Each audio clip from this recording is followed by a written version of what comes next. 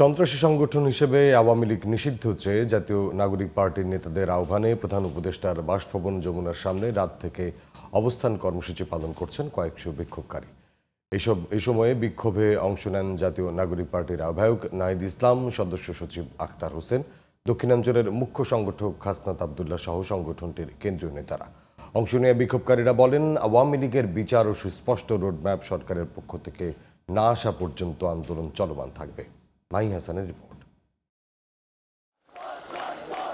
বৃহস্পতিবার রাত থেকে আওয়ামী লীগকে নিষিদ্ধের দাবিতে স্লোগানে উত্তাল হয়ে ওঠে প্রধান উপদেষ্টার বাসভবন যমুনার সামনের সড়ক। জাতীয় নাগরিক পার্টির দক্ষিণাঞ্চলের মুখ্য সংগঠক হাসনাত আবদুল্লাহর নেতৃত্বে শুরু হয় এই অবস্থান কর্মসূচি।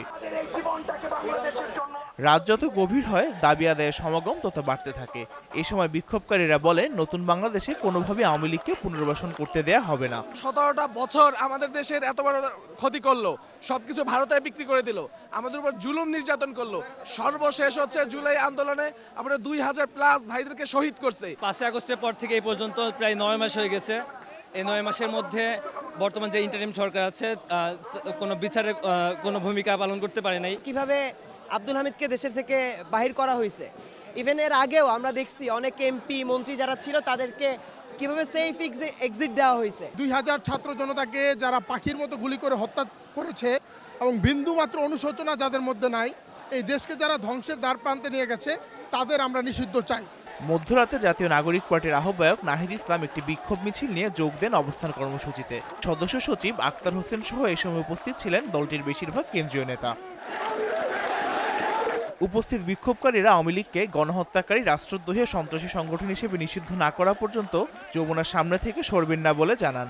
আওয়ামী লীগের নিষিদ্ধের প্রশ্নে সরকার কিভাবে কি করবে এটা আজকে এখানেই জানাতে হবে।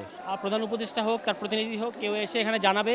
তার আগ পর্যন্ত এখানে অবস্থান কর্মসূচি চলবে। যতক্ষণ পর্যন্ত না আমাদের দাবি আদায় হবে, এই এক দফা দাবি আদায় হওয়ার আগ পর্যন্ত আমাদের এই কর্মসূচি চলতে থাকবে। আমরা এখানে দাবি নিয়ে এসেছি, আমরা আওয়ামী লীগের নিষিদ্ধের দাবি এবং আওয়ামী লীগের দোসর যারা বাংলাদেশে এখনো আছে তাদেরকে জেলে ভরার দাবি এবং খুনি হাসিনাকে ভারত থেকে বাংলাদেশে এনে একবারে ফাঁসির কাস্টে ঝুলাইতে চাই আমরা, সেই দাবি নিয়ে। যতক্ষণ পর্যন্ত আমাদের প্রধান উপদেষ্টা ডক্টর মোহাম্মদ ইউনূস স্যার সহ রাষ্ট্রীয় গুরুত্বপূর্ণ ব্যক্তিদের কাছ থেকে এবং আমাদের উপদেষ্টাদের পক্ষ থেকে আমাদেরকে কোনো না কোনো গ্রিন সিগন্যাল দেওয়া হচ্ছে অথবা কোনো ধরনের নিশ্চয়তা প্রদান না করা হবে, আমরা এখান থেকে সরব না। এদিকে আওয়ামী লীগ নিষিদ্ধের দাবিতে জুম্মার নামাজের পর হোটেল ইন্টারকন্টিনেন্টালের সামনে সমাবেশ করার ঘোষণা দেন হাসনাত আবদুল্লাহ।